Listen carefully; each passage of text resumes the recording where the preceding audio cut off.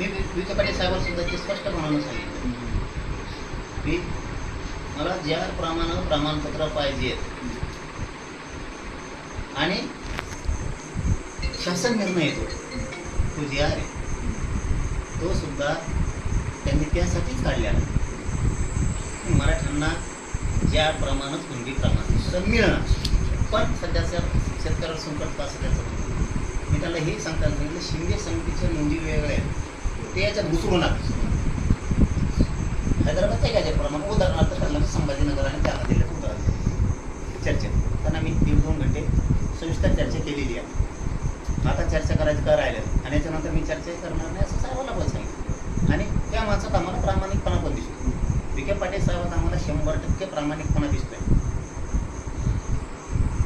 8 दिवसात 15 दिवसात महिनाभरात किंवा माणूस 100% गोरगरीब मराठ्यांच्या लेकरांचं कल्याण करत असं आम्हाला आत्मविश्वास त्याच्याबद्दल वाटतो.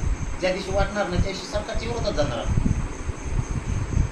ठासून जाणार ती सोडणार नाही. तुम्ही दिलं ना आम्हाला तर काय करत राजकारणाचं काय घेणं पडलंय. आम्हाला जेव दी तो आमचा आणि समाजाला सुद्धा त्याच भूमिका द्यावं लागणार तर आपण मोठी होतो.